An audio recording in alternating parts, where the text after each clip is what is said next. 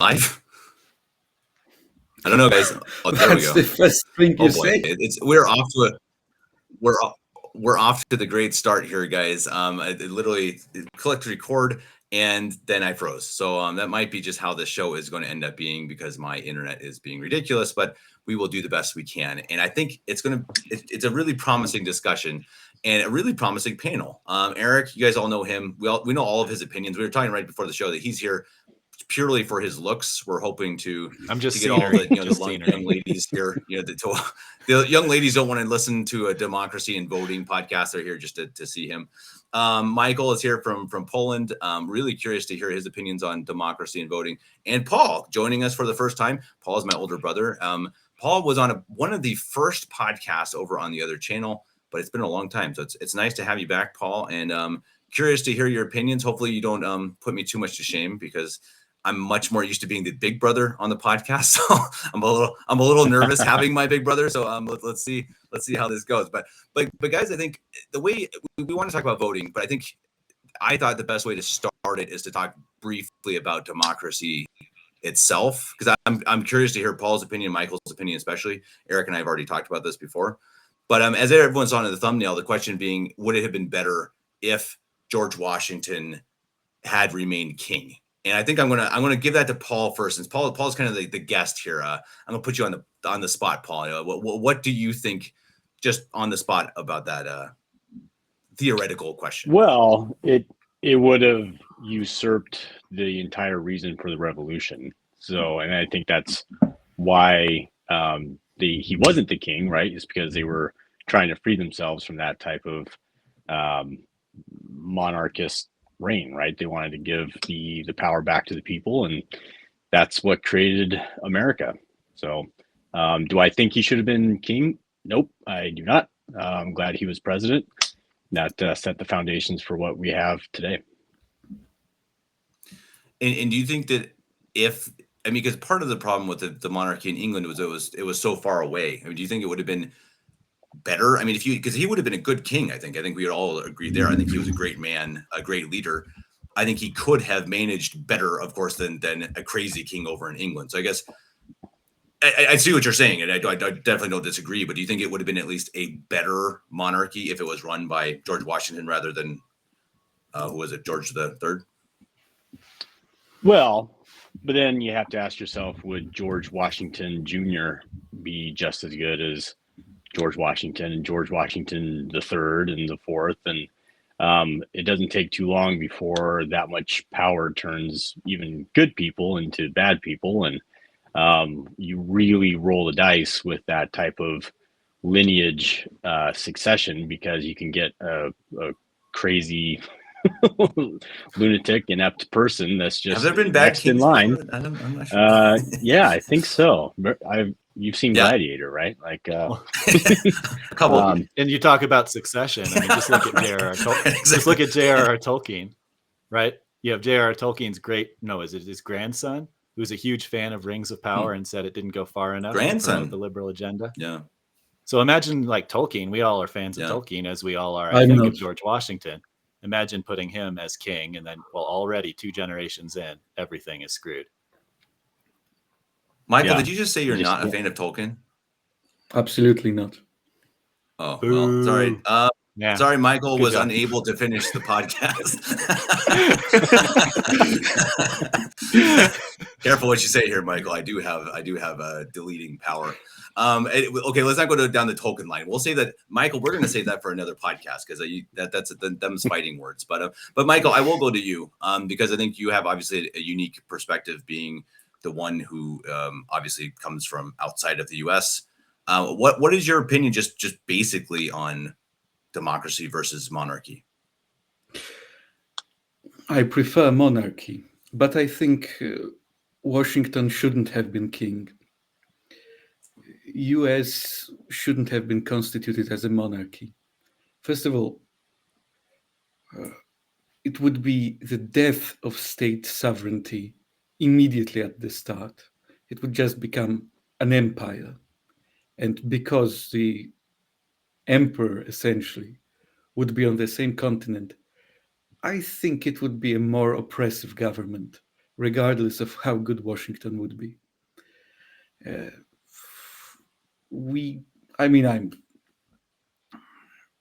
don't want to lecture Americans on American history, so stop me if I'm going wrong somewhere. But the colonies were not one unified organism, so they shouldn't have had one unified government. The federal government was severely limited and merely at the start a common agent of sovereign states. I think it was a big mistake to change that, to create this unified empire, American empire, which caused some problems for us in Europe. It arriving decades earlier wouldn't have been better. So that's my thoughts on the original question, but you were going to say something, Paul. So yeah, well, I was just going to say I think it's important too to make the distinction that it's a republic. So a democracy is just straight majority rules, 51%. So America is actually a republic. Well, that's certainly one way to understand democracy. I was actually going to launch into a whole set of explanation of different definitions. But yeah, I think that's a great distinction. Tyranny of 51% is no better than the tyranny of one man. But there is another understanding of democracy. We have those classic three legitimate social systems and three illegitimate: monarchy, aristocracy, and let's say a republic. And on the other hand, tyranny, oligarchy, and democracy. But the problem is republics and democracies were so uncommon for most of the Middle Ages and even after that, that the terms got sort of vague. For example, technically all the great republics, more or less until the arrival of the United States, actually had monarchs. Polish-Lithuanian Commonwealth had a king. It was a republic, but it had a king. And the Republic of Venice was led, at least in theory, by the Doge, who was, that's the Venetian version of the word dux, so a prince. So that's from me at the start. I'll let someone else speak for now.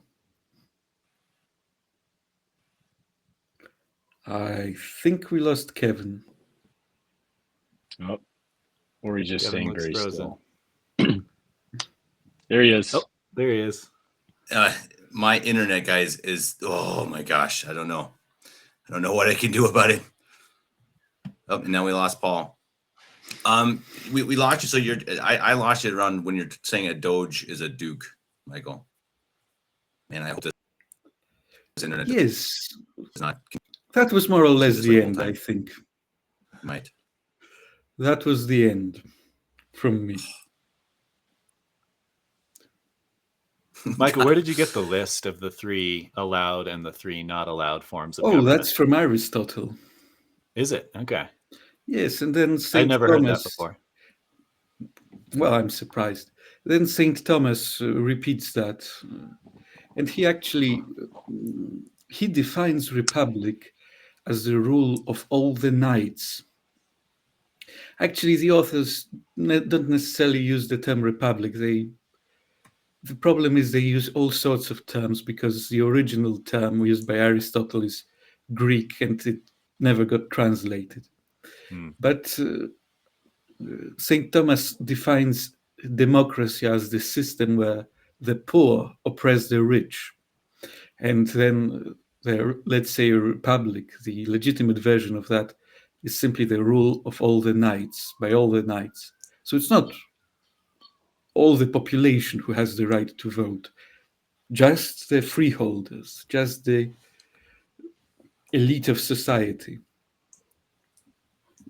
Well, and that's what I did a very little bit of research today and listened to a few podcasts about that. And that was my understanding of the first democracy in Athens, was that it was also based around soldiers, right? That they were primarily people who served and were the upper echelon of society and members of the military. And obviously they were all men, and they were all they had to be, of course, citizens. Yes.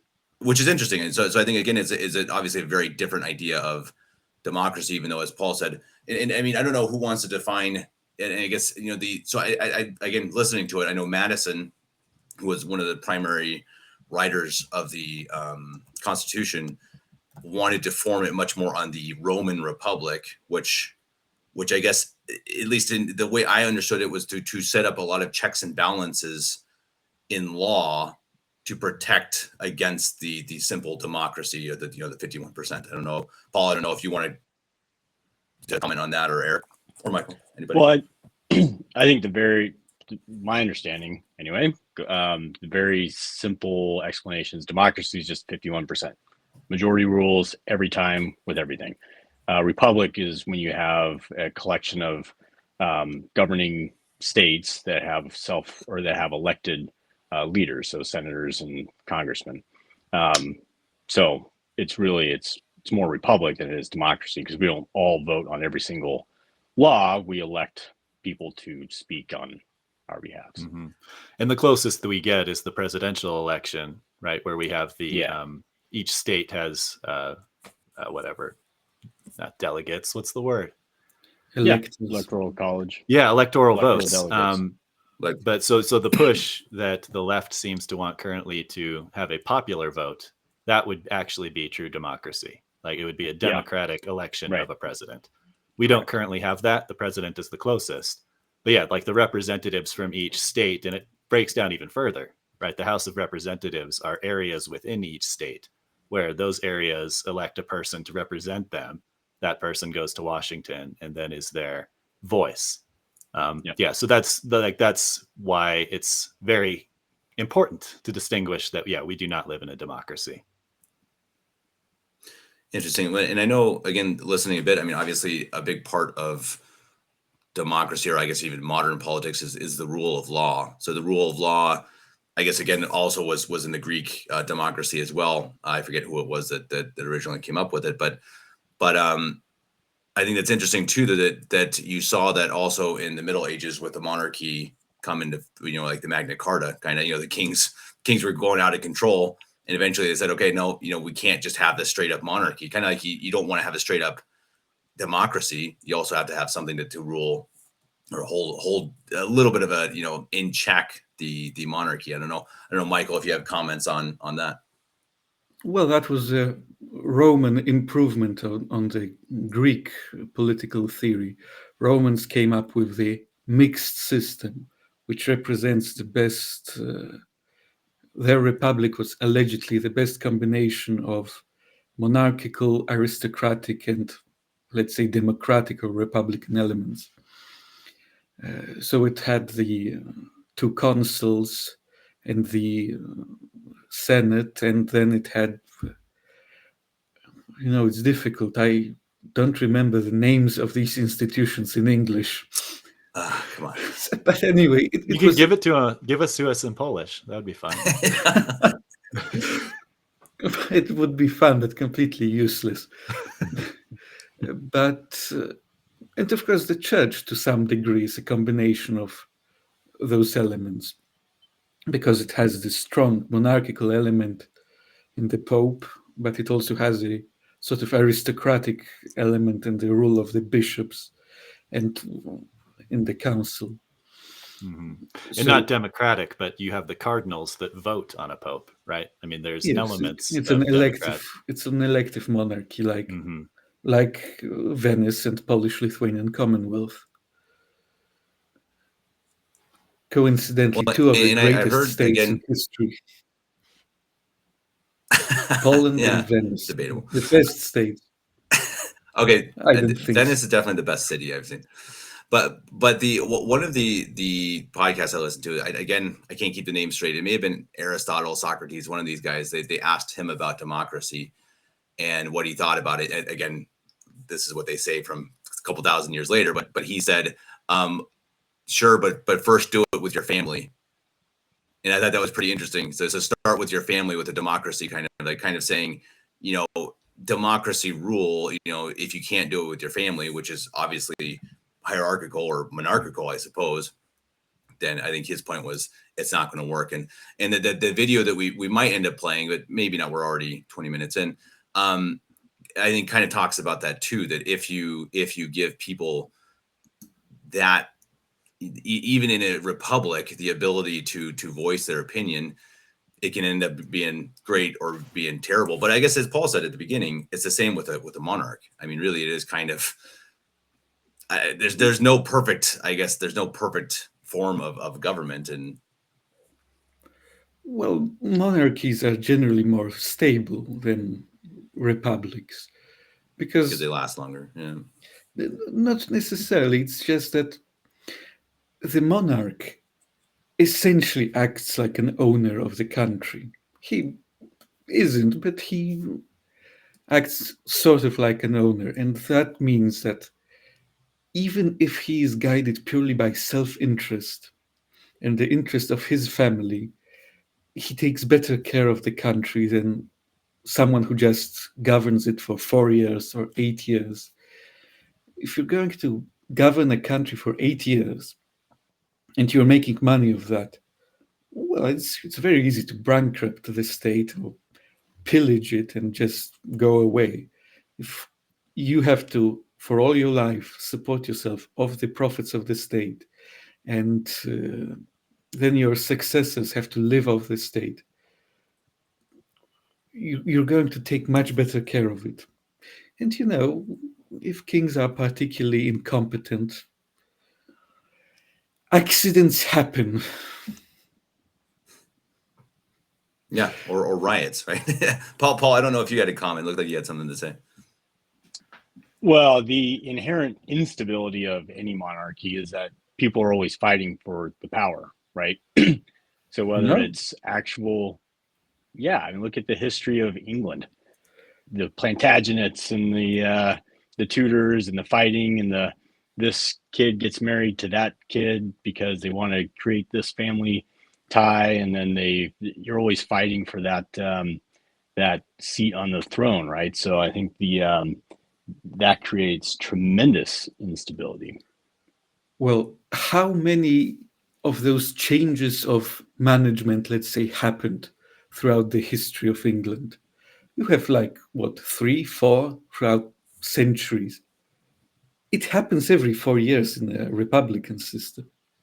You still have fighting for power, except in a dynasty, there is some stability because, well, you can't easily replace a king. If you have baby boys. Yeah. Right. It's again, like Paul says, though, that is a problem, as we saw with, say, Henry VIII. I mean, many other kings that, right, if you had a problem creating male offspring, right, it was but like, that oh happens, crap, batten down the hatches, war is coming. And that is, yeah, but that happens once every that was couple hundred years, not every 4 years. That's just an event one in centuries. And of course, there is one big advantage of a monarchy. A king can never be a spy. He can never be a foreign agent. A president can, you recruit an agent, for example. The Soviets can recruit a spy amongst Americans, and who knows, that spy may become the president. Or Russia today, or, well, let's say your greatest ally in the Middle East can easily do that. You can't really recruit the king as a spy.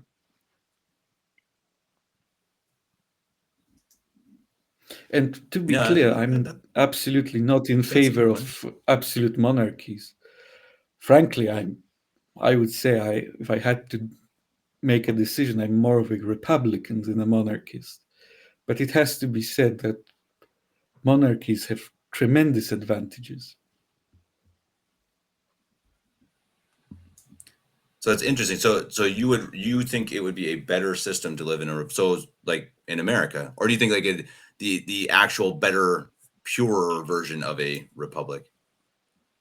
I think it largely depends on the people. I think, well, I certainly hold to the doctrines of Aristotle and of Father Sepulveda that, some men are born to be masters, others are born to serve. If you have a population where essentially, and those who are born to be masters are born with prudence, intelligence, foresight, and so on. If you have almost no one like this in your society, you have to have a monarchy. If you have a lot of people, you can be much more, well, the proper term would be liberal, but that's not in the political sense. You can be much more generous with political rights. That's a good point to go over to Paul. I mean, Paul, you've had more experience than us, obviously, as an ex-Marine, or I guess you're never an ex-Marine. Sorry about that, but as having served in the Middle East, I mean, is that something? Would you say that maybe it's been a problem that the U.S. has tried to go and implement their system of government in places that it probably shouldn't be implemented? Well, that's something you could do a 10-part series podcast on, I think. Yeah, there's some of that. So Afghanistan is a good example. They've been living pretty much the same way since Alexander the Great. Like there is not much difference. And part of their own personal strength is that no one is ever able to conquer them, right? In the history of the world, no one's ever really conquered the people of the Hindu Kush. And it's because they have this, their ways are never going to change. And doesn't matter if they outlast them in 10 years or 100 years, but they're going to outlast them. So does the American form of government, is that going to work in a short period of time in Afghanistan? No, it's probably not. It would be better if it did, but it's just, it's not going to. So is it up to America to enforce America on the rest of the world? Probably not. I think there's a lot that the rest of the world can learn from America, though, and a lot that it has. There's not too many true monarchies left anymore. One of them's in Jordan. I actually got to never met him. I met his advisor, the King Abdullah, and he's a well-loved monarch in Jordan. And I guess it works for them there. But as a general rule, I could not possibly imagine monarchy generally being better than this type of elected government. Just can't imagine it. I think Michael brings up a good point about the values of the people in the governmental society, right? A lot of what I hear on the pro-monarchy side is, well, wouldn't it be great if we had a Catholic monarch who followed all the rules of the church and, governed that way? But you could turn that on its head and say, well, wouldn't it be great if we had our democratic republic in the United States and all of its citizens followed the Catholic Church's teachings and were responsible and respectful, right? I think it's sort of like putting them on two different footings, right? If you have, we have our current republic and we have this idealized, amazing form of Catholic monarchy. We can't compare those.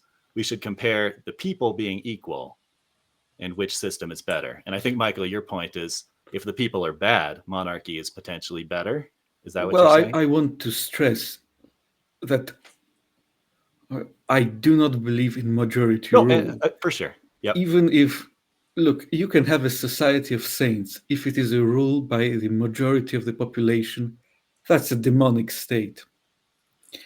That's because the system, it's not really about moral evil.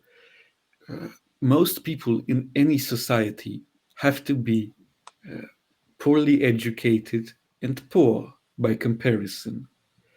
They have, and this isn't a sin, but leaving the government in the hands of people who are least capable of running it, who are least prepared, is by necessity worse than having a rule of some sort of elite, of at least people who own property and manage their own property. So and that's a great segue into that next part. Who should vote? Yeah, exactly. Sorry, keep going. Just let me give one more point about what Paul said about not imagining that monarchies can be better. What is the wealthiest country in Europe and the country with the wealthiest population? Liechtenstein. Germany. Liechtenstein. By I was gonna say Switzerland. population, of course, but because if we go by, because it's a teeny tiny country, it has less population than my town. I think it has like 30,000 people in it. But it is a traditional monarchy where the monarch actually can veto all the laws and control the state. He can nominate ministers and then remove them at will, I think. And again, the Arab monarchies are also extremely wealthy and efficient. Not in all those countries, but the United Emirates and Saudi Arabia.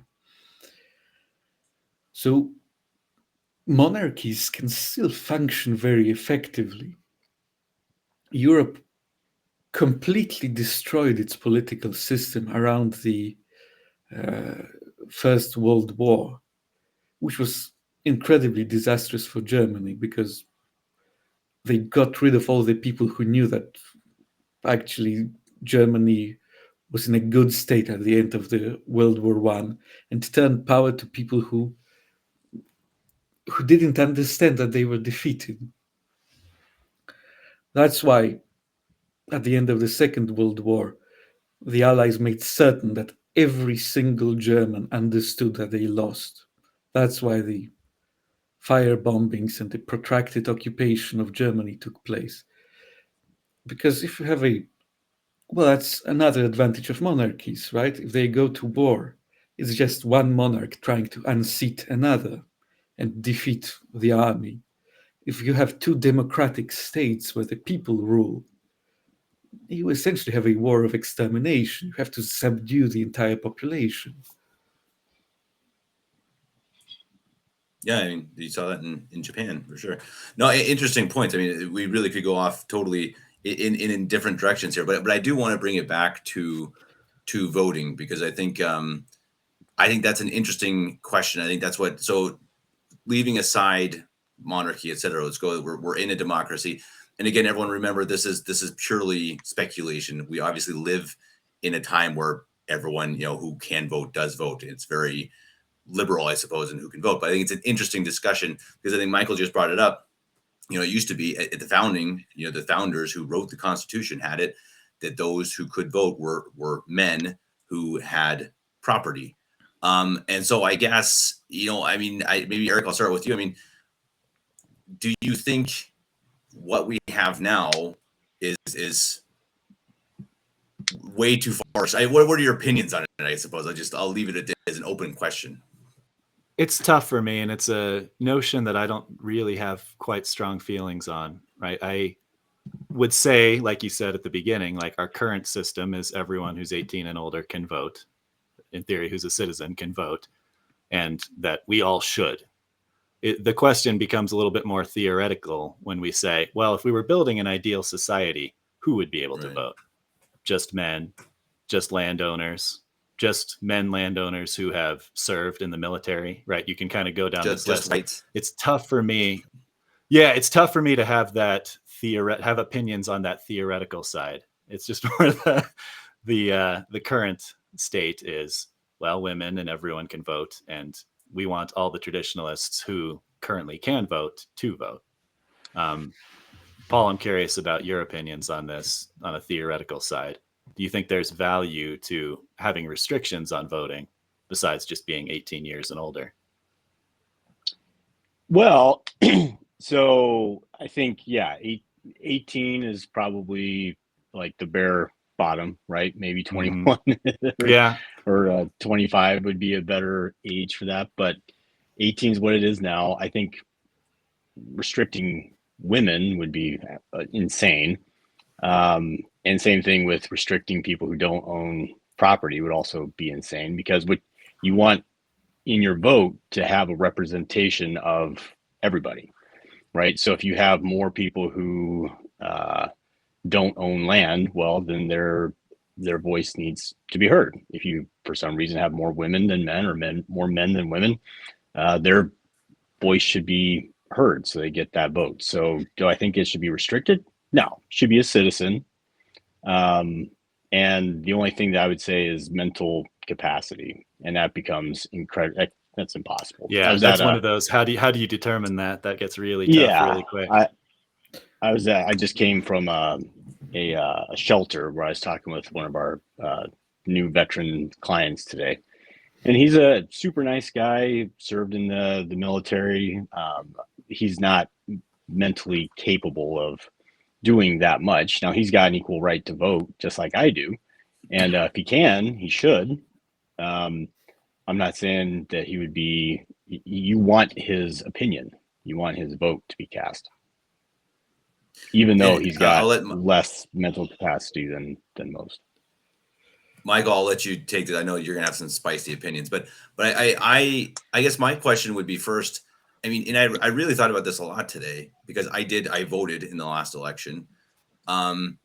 Should I be able to vote in an American election? And I think when I really started to think about it, it's like, of course I'm an American citizen, but I've lived in Germany for 8 years. I don't have really much skin in the game. I care about it deeply. Probably more than Germany, which is a problem in itself, honestly. I think people would definitely probably scold me for needing to put my roots more down here. But I think it's an interesting question. So, when you say everyone should have that right, I guess I don't know the answer either. And as Eric said, again, this is purely theoretical, but I do wonder if that was not the intention of the founding fathers. So, if we say that the Constitution of the United States and our founding fathers are the geniuses that I think they were, not perfect, but I think the Constitution's pretty amazing. But then we have completely changed the entire game of voting. Wow. It's a very different idea from what they had. But through amendments, right? So the 19th Amendment gave women the right to vote, and I think that was probably a good change. So they set up the system to change what was originally put so that it can grow and adapt. Okay, Michael. So it's still a system. Oh, sorry. Go ahead. Yeah. Or no, go ahead, Michael. I fundamentally disagree with the notion that the purpose of voting is to get everyone's opinion on how things should be run. Try doing that on a plane or a ship. The captain will now ask every passenger, what should he do? What maneuver should he perform? Or what destination should he choose? No, people running a state is much more complex than flying a plane. And we instinctively know that democracy on a plane doesn't work. Women, I have nothing against women who vote. Of course, in current system, we need to persuade feminists that it's actually very patriarchal to vote and they shouldn't do it. And we need to mobilize the traditional ladies to go and vote. The problem with women voting is that women are not interested in politics. In general, I know some who are, but most women have no interest in politics. I was talking to a wonderful lady today, very intelligent. She's in Germany and she's a citizen of Germany. She's going to vote tomorrow. She has no idea about the program of any of the parties. She shouldn't vote.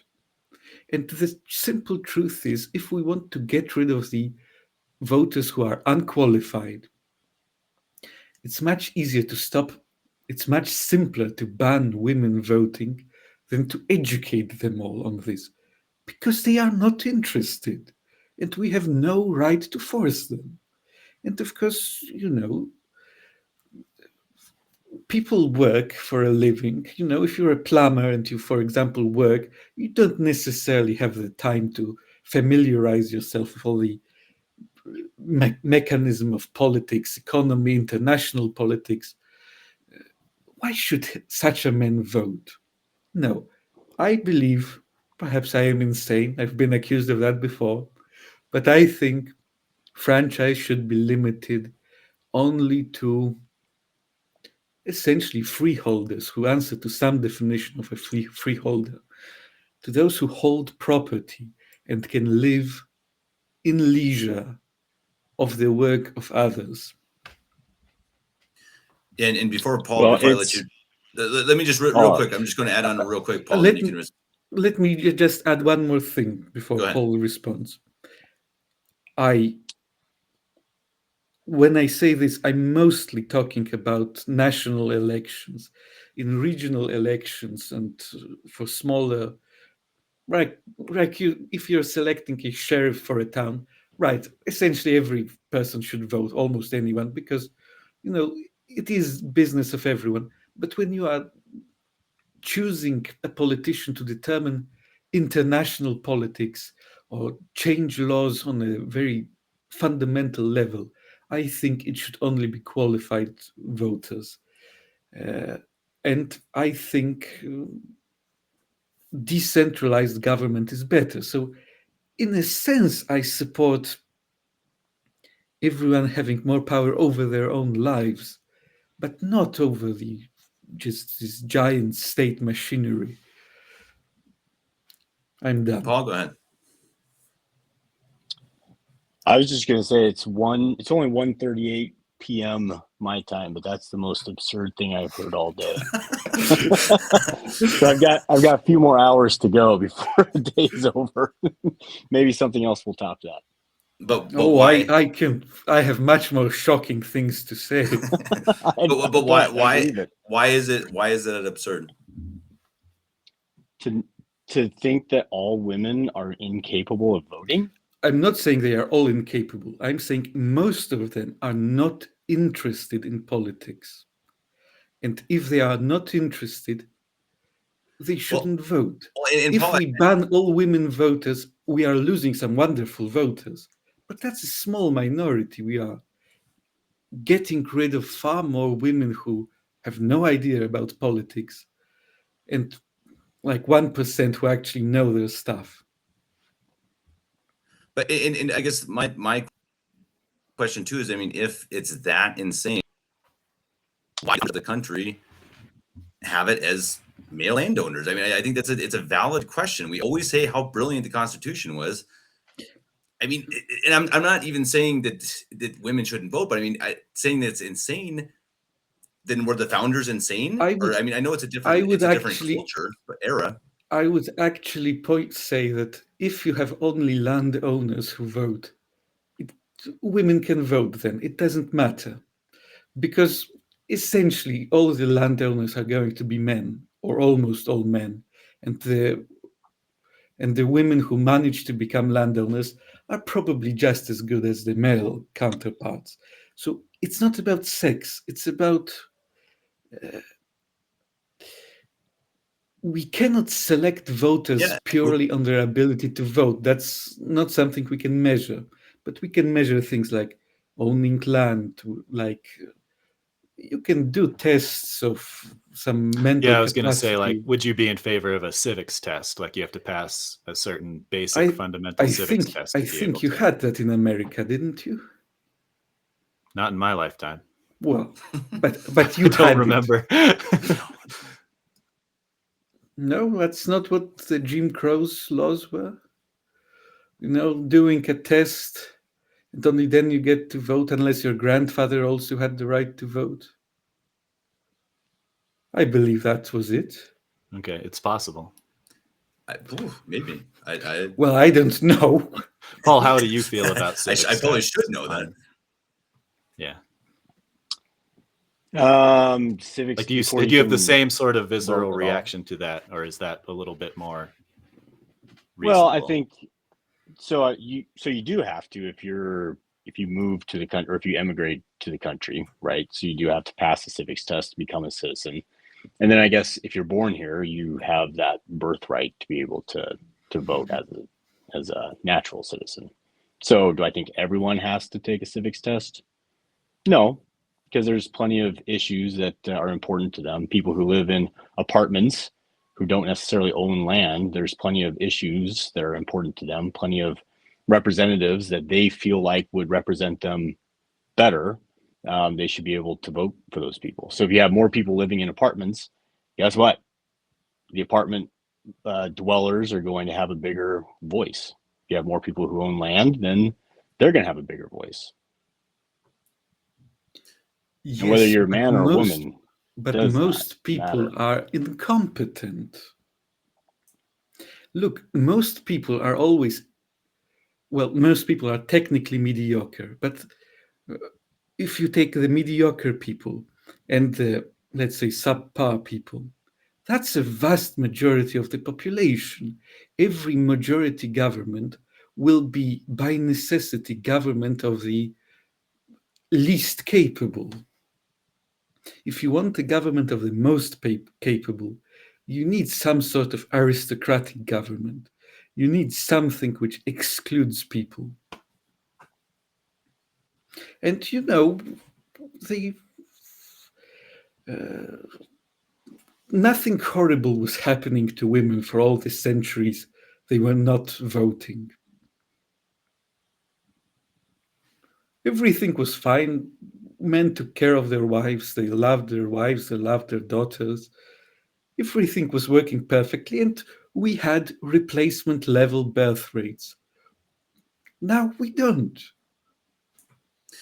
Yeah, and that's what I question. I just think we should question all of these things. We see what society has become morally. I mean, we see how the family's been split up. No, there aren't babies anymore. I mean, we're going to have a catastrophic issue with replacement level babies. And I think it at least means I think you should ask, okay, where is this all coming from? And I think the devil has so many different ways of splitting the family apart. But I mean, I think it seemed like one of them was political. You guys, I don't even remember in this last election, did you guys see the ad where the Democrats were like, hey, honey, you don't have to tell your husband who you're voting for. It's a secret vote. That was an actual ad run by Kamala Harris. And it's like, well, I mean, first of all, that's just stupid. And also saying that the women are dumb and need their, anyway. But it's also, it's an interesting question. And again, that's why this is all theoretical. And I think, again, we all agree women should vote and should do it. It is purely that question of, what it has become.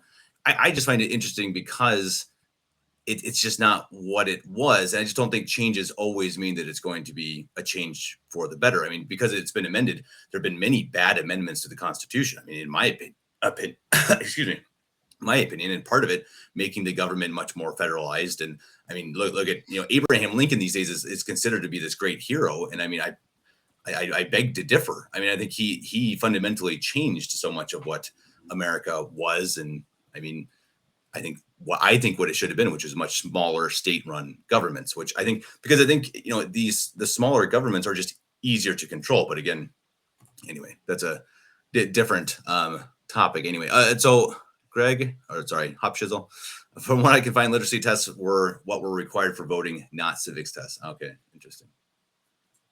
Yes, I never got good information on those literary tests because some say that they were, well, just so complex that anyone would fail them, and then the grandfather clause was essentially the only way to vote. I don't know if that's correct. Anyway, leftists claim it's just to exclude all the black people, but which, if we are going for insanity, I would exclude minorities, ethnic minorities. We have delved into the realm of this is pretty interesting territory. I have no comment to any of that. Look, there's fundamentally, I believe, in a state should be, well, let's call it aristocracy, who rule, just like Aristotle proposed. And then people who are there just enjoying the laws, enjoying the standard of life, having the right to leave the country if they don't like it, but not deciding how it functions. You like it? Welcome, enjoy it, work, help build it up economically. Your right to life should be protected, your right to property should be protected, and so on. But you don't get the vote. Vote should be kept in the small, qualified group of people, let's say the founding stock, which, sometimes has to be, sometimes you have to absorb some new people, but how do you do that in America, though? Because America is a melting pot. I mean, Poland is a much different place. I mean, and much older with its roots. I mean, Germany too, but America certainly isn't. I mean, I don't think you could possibly do that. And again, this is all, again, it's all hypothetical. You had it. But I mean, so you had it at some point. If you were trying to rebuild America, you couldn't do it in America, though. It was always too much of a mix of peoples. Maybe in a place like, you could, I guess, like Poland, maybe, or Germany. But of even course, I'd argue that was one of America. That's one of the strengths of America, is we took all these people who were fleeing from their dictatorial countries in Europe. They all came here and made America great. I mean, that's literally why we are the greatest country on earth now, is because of that immigration. Yeah, I would argue. I would argue it's because you took over the British Empire. The Brits. I mean, we didn't take over India or any of those. Not in that sense, but that's a topic for another day. I mean, it's true to a point. You're taking over the seas. Look, I understand. You bring people in. You bring the Italians, the Poles, and so on. You bring the blacks from Africa. You bring the Chinese to build railroads. Everything is great, and they should be there and should be a celebrated part of the culture. But why on earth would you give them the right to vote? Yeah, but America was founded only 100 years before they came. So I mean, so it would have been Germans and Dutch and Spanish and British, and so they would have had to say, they would have only been there 100 years. So I mean, you can't give them, why would they have the right to vote over Africans or Chinese, etc.? I mean, again, I understand when you're saying it's somewhere in Europe, it does in the US. It's too young. Because they were the land. It's always been mixed. No, it wasn't. If I recall correctly, black people couldn't vote until. Would you refresh my recollection at what time? 1960, the Emancipation right? Proclamation. They could vote. Yeah, it was 1800. Yeah. Wow. 1800. But let's remember so after Lincoln. But let's remember that before the 13th or 14th Amendment, they couldn't. The 15th Amendment. 15th, possibly. Yeah. Well, 13th abolishes slavery, 14th, I don't, probably, well, I'm not an American, so I'll defer to you. You're almost definitely right. 1870, 15th Amendment. Yeah. Right, because there were 3 amendments after the Civil War, if I remember correctly. Well, anyway, nothing, we may get into a terrible disagreement, but I think nothing horrible was happening to black people before they got the vote. Wait, because they were slaves, though.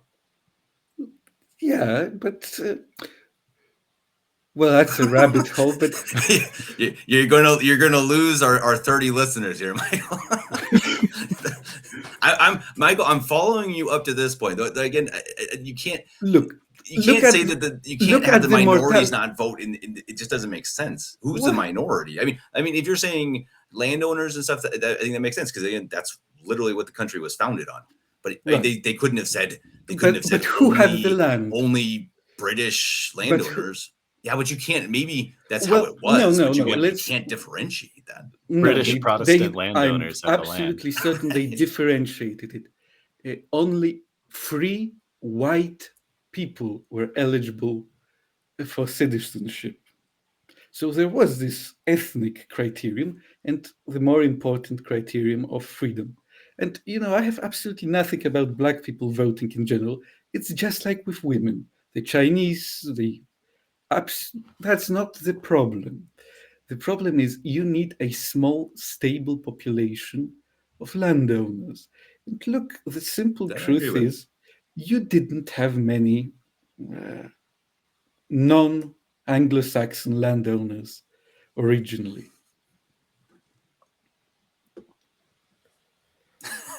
Dominic didn't expect it. Well, and I think I know everyone. This is crazy, but it is something that I think you lose me with the slave stuff, Michael. You already knew that, but I mean, We're I going think to make a program about that at some point. yeah, and you're going to lose me the whole time. But I think these are good. I think they're interesting things to think about. I mean, again, we're not going to change it. It's not changing. It's just I think it's an interesting look at why we've become what we've become. I'm not even saying it's worse or anything. I just think it's interesting. I mean, why has it changed since the founding? And again, look, I think it could be better, but maybe it's worse. I mean, why are we so set on what we have now is the perfect way of government? I think that's part of it. It's like, well, I think people think that our modern democracy is the perfected form of government. Republic. I think that's crap. I'm sorry, you're right. Republic. Well, I mean, I don't think it's perfect. It's never going to be, but I'd say it's about the best out there.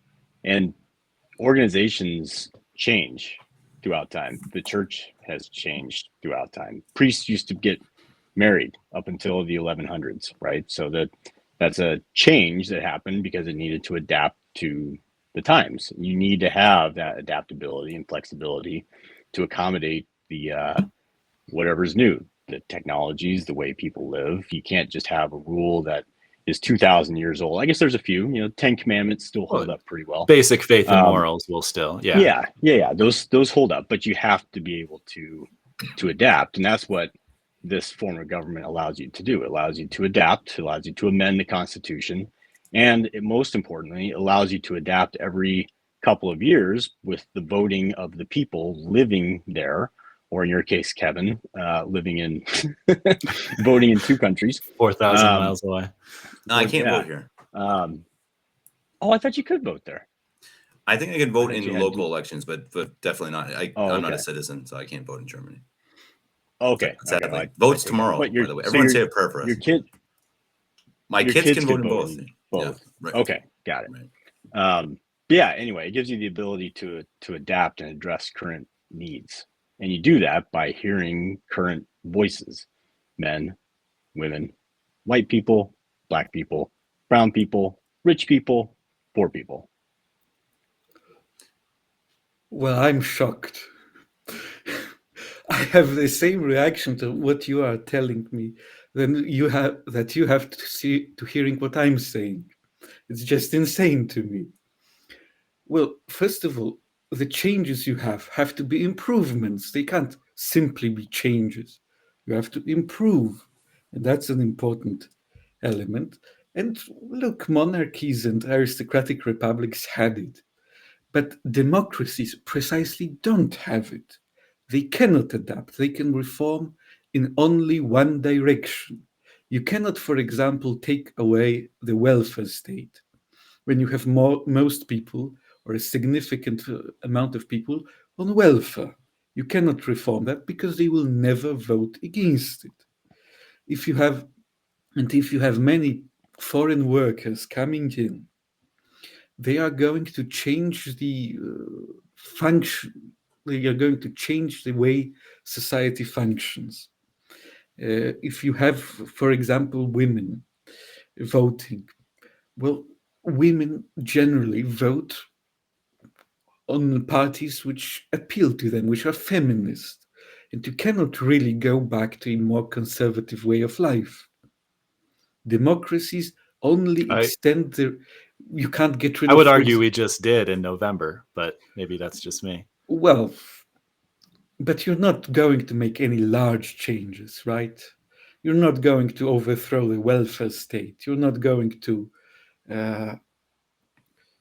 Well, that's the major thing I'm concerned about. It's a good point. In that case, I think that is a fundamental issue in the U.S. I don't really know how you overcome that either. And But I think you are oversimplifying it though. I don't think you. It's not like nothing can be fixed. I mean, I think as Eric said, I think we are seeing things changing pretty drastically in a month since Trump was elected. Well, and things that he promised to do, and so I mean, things that he is actually delivering on things he said he would do, and so I think in this case, I think democracy has worked. I mean, what the scary thing to me about democracy is that 49% of America voted for Kamala. That's to me is terrifying. That's like I would. She could barely, she should barely work at an ice cream shop, and she was almost president. That's wow. That makes me wonder about democracy. Sorry, it's just like it cannot be a perfect when that woman was just about. My question is this: you say there are drastic changes. Drastic compared to what? It's not like you can. Sure, you can have elections, but you're not going to change the system, right? You can't, for example. We have all over the West essentially Soviet systems. The society completely collapsed, in my opinion. There is no legitimacy to this form of organizations we have now. And you can make small changes, but sure, you can have the welfare state with abortion, without abortion. I would say you probably can't have it. And in America, you overthrew Roe v. Wade, but still, most states are not embracing any restrictions, major restrictions on abortion. Right? A few did. A few banned it almost completely. Few. Almost, but not none. I mean, again, I think you are using hyperbole. I mean, I'm with you that I'm no huge fan of democracy, but you can't say that it hasn't worked. It has at times, and I think like overthrowing was getting it out of the the federal government, kind of putting it to the states, and some states have by democracy gotten rid of it, and I think there has been times where we've been able to see it work, but again, we've had plenty of times where it hasn't. And I get real quickly because I want to ask Paul about this. I mean, and Paul, would you say in that case that is a good part of our form of government in America, that if you live in California and you're like, hey, I voted and I voted and I voted and it never changes, you can just move to Texas? And would you say that's a positive for the Republic? Yeah, of course. I mean, I think almost any type of freedom you can give your citizens is a positive thing, right? So the ability to move and the ability to have your voice heard, and if you feel like it's not being heard, whether you own land or not, whether you wear a skirt or jeans or not, you can move to some place where you think you can make a bigger difference, but you still get one vote, just like everyone else. So yeah, of course it's a positive, the ability to move about. But does it worry you that 49% of America voted for Kamala Harris? And it was that close to having her after Biden, who was insane. That's a terrifying perspective. Yeah. I think what's interesting. So take AOC, right? She's a nut. Like, I can't believe that she was elected, but she was. And that's sort of the beauty of it, is that you get what you deserve, right? So if you're in an area or a district or a state or a country where more people vote for that type of person, then you kind of get what you deserve, right? And then typically 4 years later or 8 years later, the pendulum swings back. And we're seeing a huge pendulum swing right now with Trump and Elon Musk and everything. So it has this natural correcting ability that you don't have with a monarchy type system. But I do think, to Michael... So 40... Go ahead. Oh, go ahead. No, I was just going to say... Yeah, 49... We've got a lag we're fighting over. Are you guys brothers or something? Yeah. Shut up, let me talk. No, I was going to say 49%. Yeah, that's a lot. And I mean, she lost in a landslide for electoral votes, But Yeah. but what close. that does, so there's nothing saying that we have to be a two-party system. That's not written down anywhere. That's just what's evolved over the years. And I think what's happened is you get, generally speaking, two parties that overlap some, but then they just form to hit more of their majority, right? So they change a little bit to get more people, and they change a little bit to get more people, and they're always battling over this middle ground. So I think you're always going to have, in a two-party system, it should always be pretty close. Interesting. Yeah, I mean, I guess that makes sense.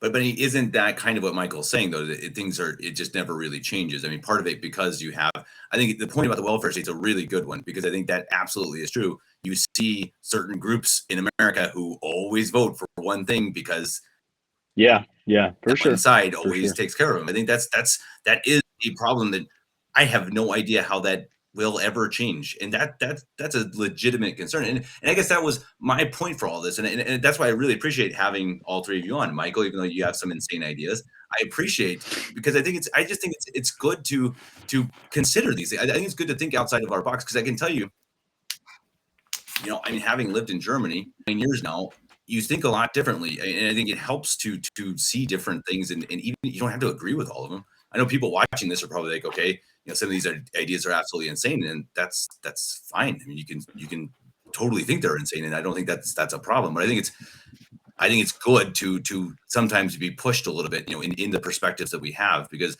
I can tell you, when I lived in America, I thought very differently about everything American, and then I moved to Germany differently about America. Not negatively, of course. I love America. I freaking love America, but I do think differently, because now I've seen that Germany actually does do some things right, and that the whole social system, the capitalistic system in America, is better than everyone else.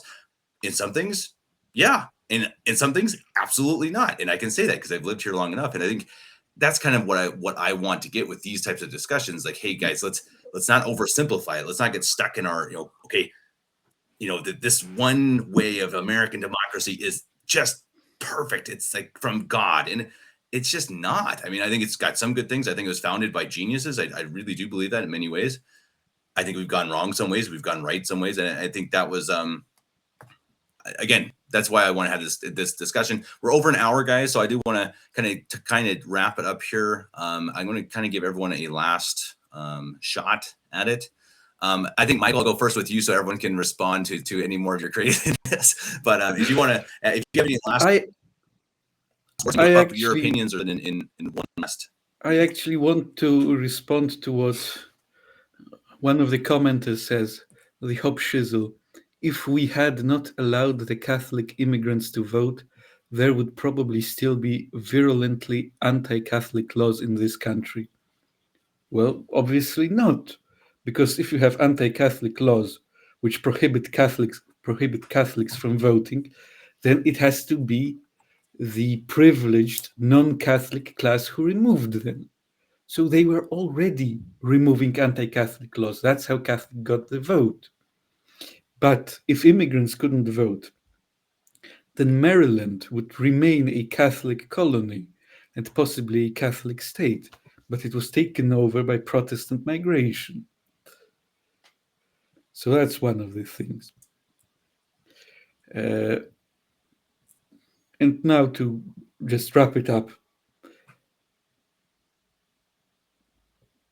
Most people, although it is not their fault, are not qualified to vote. They are not qualified to fly a plane, to drive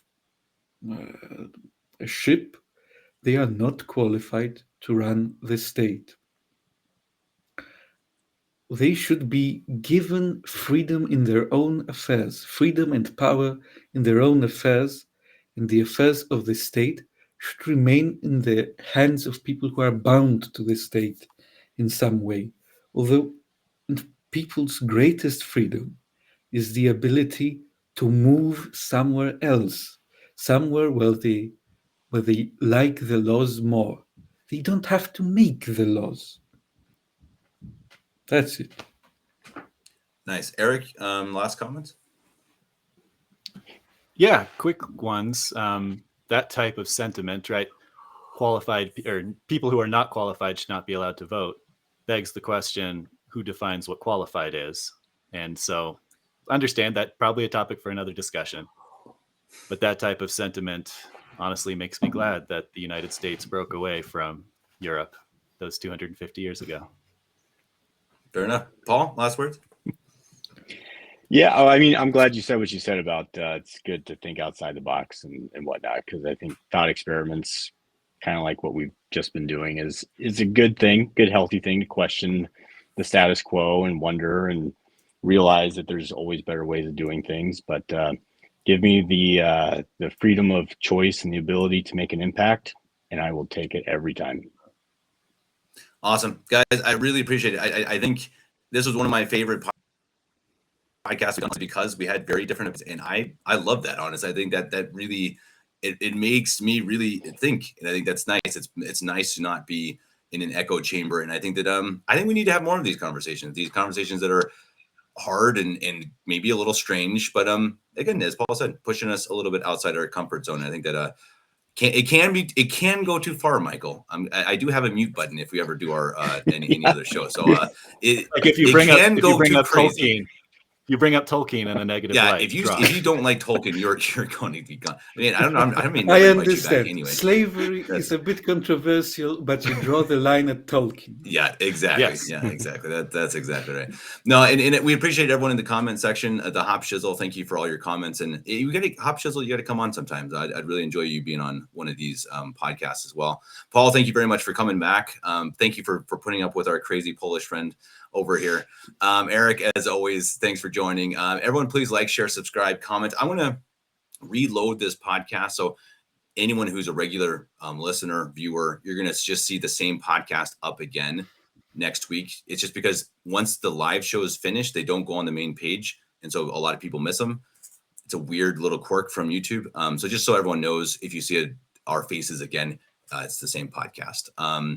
And if you're watching this not live, then well, you guys got that podcast. So anyway, everybody, thank you again, Eric, Paul, Michael. Until next time, God bless America and God bless Germany. God bless Poland. And please, I mean, very seriously, everyone, Germany has a very serious election coming up tomorrow. Please, and I earnestly mean it, please pray for Germany, because there are things in this democracy, republic democracy here in Germany, I don't know, parliamentary democracy, whatever it is, that voting could really change things in Germany tomorrow. And we need it. So we really need it. So please, please, please pray for this beautiful country. We'll leave it at that. Everybody, God bless. We'll see you next time.